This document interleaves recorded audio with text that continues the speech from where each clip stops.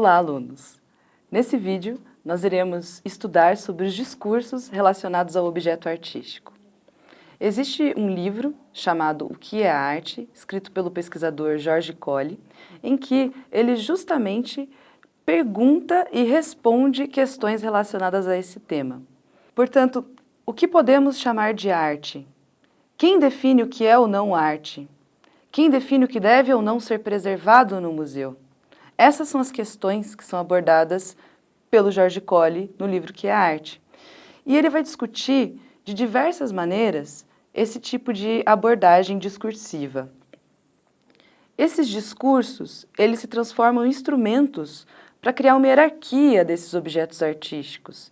Imaginem que no período neolítico, uma pessoa construiu um vaso de cerâmica. Esse vaso ele tinha um objetivo utilitário. Muitos e muitos séculos depois, você tem esse objeto preservado no museu. E nesse museu, o olhar do espectador é outro. Apesar de ele saber que é um objeto utilitário, era um vaso do período neolítico, ele também enxerga esse objeto enquanto um objeto artístico. Portanto, o George Colli coloca da seguinte maneira em seu livro: a obra de arte é um emissor. Ela envia sinais que nós recebemos. O tempo, as distâncias culturais são grandes causadores de ruídos que interferem nos sinais enviados.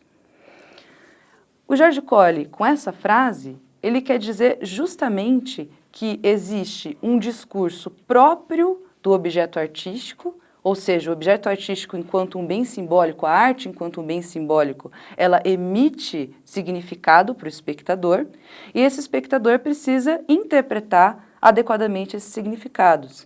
Entretanto, com o passar dos séculos, esses significados mudam, porque o contexto histórico é outro, a condição política, econômica, filosófica daquele espectador é outra, e o entendimento dele sobre a arte também vai ser outro. A necessidade, então, da crítica, da teoria da arte é iminente, porque senão nós iremos interpretar de uma maneira completamente equivocada que tipo de discurso, que tipo de emissão simbólica aquele objeto está nos enviando. Os discursos sobre esse objeto artístico, eles classificam, eles modelam, eles criam uma hierarquia entre os objetos artísticos. E a teoria da arte tem como objetivo ampliar as possibilidades discursivas e também facilitar esse estudo sobre o objeto, que é um campo tão complexo.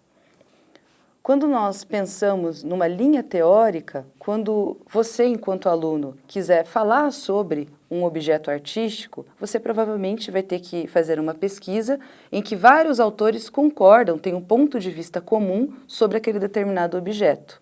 Ao elaborar sua pesquisa, você vai confrontar esses autores com outros que têm uma outra opinião, formando então uma teoria sobre aquele objeto artístico, formando então a sua teoria da arte sobre aquele objeto artístico, ou formando a sua crítica de arte sobre aquele objeto, a sua crítica particular pessoal.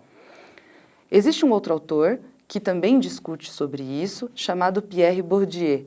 Esse autor, ele aborda essa questão do discurso, essa questão da obra de arte enquanto uma emissora de significados no campo da sociologia da arte.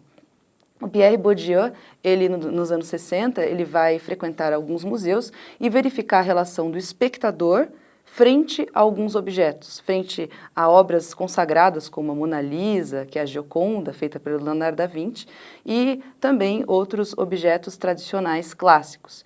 E ele verifica que alguns espectadores não possuem as condições necessárias para decifrar a obra de arte. A obra, então, emite uma mensagem para esse espectador e, por conta de uma falta de formação escolar adequada ou uma falta de frequentar adequadamente ou diversas vezes o museu, ele começa a não conseguir compreender muito bem essas obras.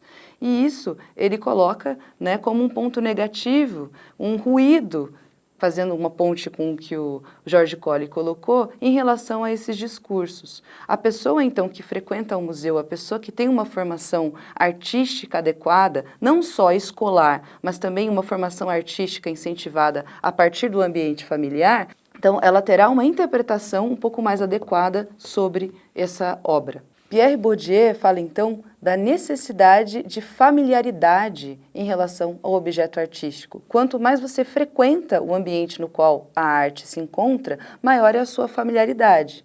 Como eu coloquei anteriormente, o Bourdieu salienta que essa familiaridade também vem de casa, ou seja, não basta uma formação escolar adequada, mas uma formação cultural, simbólica adequada. E isso ele já havia verificado nos anos 60 que não era muito comum na França. Quando nós pensamos no Brasil, no nosso contexto cultural totalmente diferente, nós podemos pensar em algumas adequações e também diversos problemas gerados a partir desse contexto. É, portanto, extremamente necessário que você, enquanto estudante de arte, frequente os lugares onde a arte acontece.